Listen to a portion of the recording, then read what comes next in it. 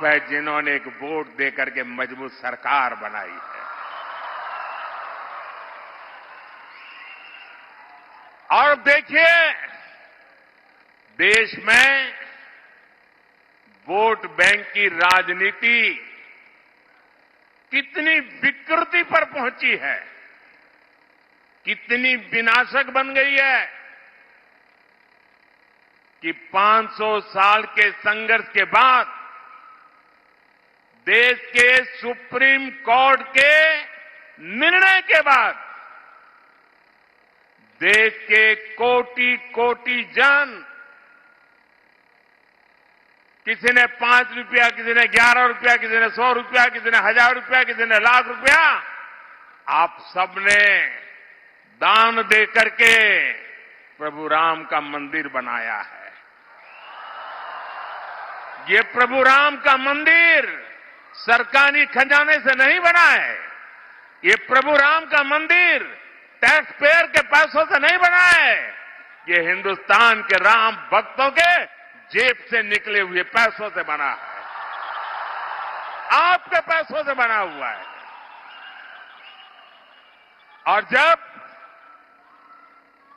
अब आपको पता है, देश आजाद होने के बाद इन्होंने राम मंदिर न बने इसके लिए सब कुछ कोशिश की, आखिरी दिन तक अदालत में भी गए और 2019 में तो यहां तक कह दिया कि ये केस अभी चलना नहीं चाहिए वरना मोदी को चुनाव में फायदा हो जाएगा, ऐसा कोर्ट में कहा। कांग्रेस पार्टी और उनके सारे चट्टे बट्टे राम मंदिर को रोकने के लिए 70 साल तक को ನನ್ನ ನೆಲದ ಭಾಷೆಯು ದೂರ ಬಲು ದೂರ ಈ ಮನಕಂತೂ ದಾರಿ ತೋರುತ್ತಿದೆ ಆ ಭಾಷೆಯದೇ ಬೆಳಕು ಬೆಳಕುವ ಬೆಳಕು ಬೆಳಕುವ ದೂರ ಎಷ್ಟೇ ಹೋಗಿ ಈ ಭಾಷೆಯಿಂದ ದೂರವಾಗಲಾರಿರಿ। ವಿಮಲ್ ನಮ್ಮ ಭಾಷೆ ಕೇಸರಿ। कोशिश करते रहे, उसके बावजूद भी ये राम मंदिर के जो ट्रस्टी हैं वो सब भूल करके, उनके सारे पापों को भूल करके, उनके सारे गुनाहों को भूल करके उनके घर गए। घर जाकर के सम्मान पूर्वक प्रभु राम की प्राण प्रतिष्ठा में कार्यक्रम में आने के लिए निमंत्रण दिया। ये कितना बड़ा मन है, निमंत्रण दिया। और इन्होंने क्या किया? प्रभु राम की प्राण प्रतिष्ठा के निमंत्रण को इन्होंने ठुकरा दिया। मेरे भाइयों बहनों, जिन्होंने रामलला का अपमान किया है, जिन्होंने निमंत्रण को ठुकरा दिया है, देश ऐसे लोगों को ठुकराएगा कि नहीं ठुकराएगा? कर्नाटका ठुकराएगा कि नहीं ठुकराएगा? आप लोग ठुकराएंगे कि नहीं ठुकराएंगे? और दूसरी तरफ कमाल देखिए, एक तरफ वोट बैंक के भूखे लोगों ने राम मंदिर का इतना बड़ा अपमान कर दिया, तो दूसरी तरफ अयोध्या में एक अंसारी परिवार है, शायद इकबाल अंसारी, उनका पूरा परिवार 2-2, 3-3 पीढ़ी से राम मंदिर के खिलाफ अदालत में केस लड़ रहा था। और उसका कहना था कि बाबरी मस्जिद है, यहां राम मंदिर नहीं बनना चाहिए। 3-3 पीढ़ी अदालत में लड़ती रही, लेकिन जिस दिन सुप्रीम कोर्ट ने निर्णय किया तो उन्होंने कहा अदालत का निर्णय मेरे सर आंखों पर है।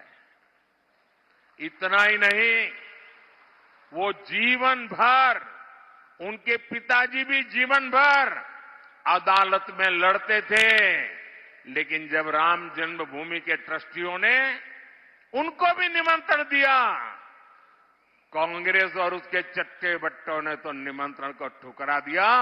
लेकिन ये अंसारी परिवार देखिए, ये अंसारी मुसलमान होने के बावजूद भी राम मंदिर प्राण प्रतिष्ठा में गए, पूरा समय बैठे, और इतना ही नहीं, उनका जो गनमैन था वो हिंदू था, तो उन्होंने गनमैन को एक लकड़ी की छोटा बना हुआ राम मंदिर की प्रतिकृति उसको भेंट में सौगात में दी। ये फर्क होता है। फिशरमैन के लिए अलग मंत्रालय बनाया गया। आजादी के इतने साल के बाद पहली बार फिशरमैन के लिए किसान क्रेडिट कार्ड की सुविधा बीजेपी ने दी। पहली बार 20,000 करोड़ की मत्स्य संपदा योजना बीजेपी ने बनाई। अब बीजेपी ने अपने मैनिफेस्टो में फिशरमैन के लिए प्रोडक्शन और प्रोसेसिंग क्लस्टर बनाने की घोषणा की है, और इसका भी बड़ा लाभ हमारे जो मछुआरे भाई बहन हैं उस पूरे समाज को मिलने वाला है। साथियों, बीजेपी के प्रयासों से अलग यहां की कांग्रेस की सरकार कर्नाटका को तबाह करने में जुटी है। कांग्रेस क्राइम को कंट्रोल करने के बजाय एंटी सोशल और एंटी नेशनल माइंडसेट को बढ़ावा दे रही है। हुबली में कुछ दिन पहले हमारी एक बेटी के साथ जो हुआ, उसे देखकर पूरा देश चिंतित है। हर मां बाप को कर्नाटका में अपनी बेटी की चिंता सता रही है। किसके कारण? कांग्रेस के पाप के कारण।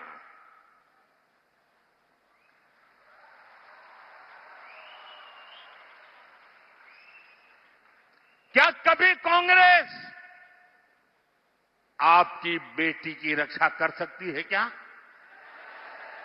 आप उनके भरोसे बेटियों को बड़ा बना सकते हैं क्या?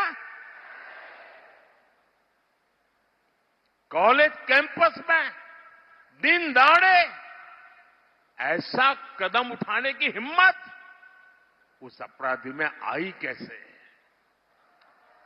उन्हें पता है वोट बैंक के भूखे लोग कुछ दिन के बाद उनको बचा लेंगे, इसलिए ये पाप करने की हिम्मत आती है भाई।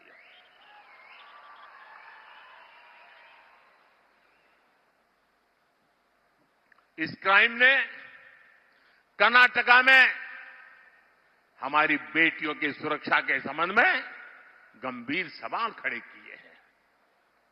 खराब कानून व्यवस्था ये कांग्रेस सरकार की पहचान बन चुकी है। आपको पता है 2014 के पहले हमारे देश के अखबारों की हेडलाइन क्या हुआ करती थी? आज बेंगलुरु में बम धमाका हुआ, आज बेंगलुरु में बम धमाका हुआ, आज अयोध्या में बम धमाका हुआ,